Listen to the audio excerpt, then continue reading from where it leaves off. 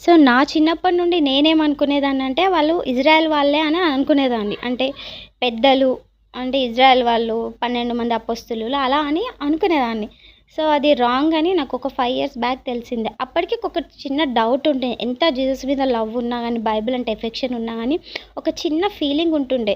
ఎందుకు వేరే లోకంలో ఓన్లీ ఇజ్రాయెల్ వాళ్ళే, అంటే అమెరికా వాళ్ళు, ఇండియా వాళ్ళు, ఇంకా వేరే దేశాలున్నాయి గదా! వాళ్ళెందుకవ్వరు? వీళ్ళే అంత స్పెషల్ అయినప్పుడు, ఆ రక్షణ మనకి ఓకేనా?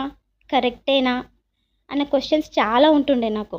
సో, అలా క్లారిఫై అయితున్న కొద్దీ ఇంకా చాలా డెప్త్‌గా తెలుసుకోవాలన్న అదితో చాలా ట్రై చేస్తున్నా బైబిల్ మీద. సో, ప్లీజ్ సబ్స్క్రైబ్ చేసుకోండి నా ఛానల్‌ని. నన్ను ఎంకరేజ్ చేయండి.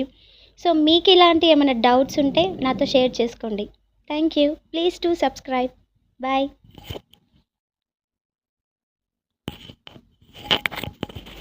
సో, నా చిన్నప్పటి నుండి నేనేమనుకునేదాన్నంటే, వాళ్ళు ఇజ్రాయెల్ వాళ్ళే అని అనుకునేదాన్ని. అంటే పెద్దలు, అంటే ఇజ్రాయెల్ వాళ్ళు 12 మంది అపోస్తలులు అలా అని అనుకునేదాన్ని. సో, అది రాంగ్ అని నాకొక 5 ఇయర్స్ బ్యాక్ తెలిసింది. అప్పటికి ఒక చిన్న డౌట్ ఉండే. ఎంత జీసస్ మీద లవ్ ఉన్నా గానీ, బైబిల్ అంటే ఎఫెక్షన్ ఉన్నా గానీ, ఒక చిన్న ఫీలింగ్ ఉంటుండే. ఎందుకు వేరే లోకంలో ఓన్లీ ఇజ్రాయెల్ వాళ్ళే, అంటే అమెరికా వాళ్ళు, ఇండియా వాళ్ళు, ఇంకా వేరే దేశాలున్నాయి గదా! వాళ్ళెందుకవ్వరు? వీళ్ళే అంత స్పెషల్ అయినప్పుడు, ఆ రక్షణ మనకి ఓకేనా? కరెక్టేనా? అన్న క్వెషన్స్ చాలా ఉంటుండే నాకు.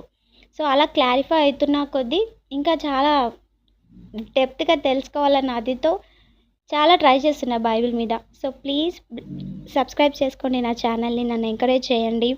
సో, మీకిలాంటి ఏమైనా డౌట్స్ ఉంటే నాతో షేర్ చేసుకోండి. Thank you. Please do subscribe. Bye.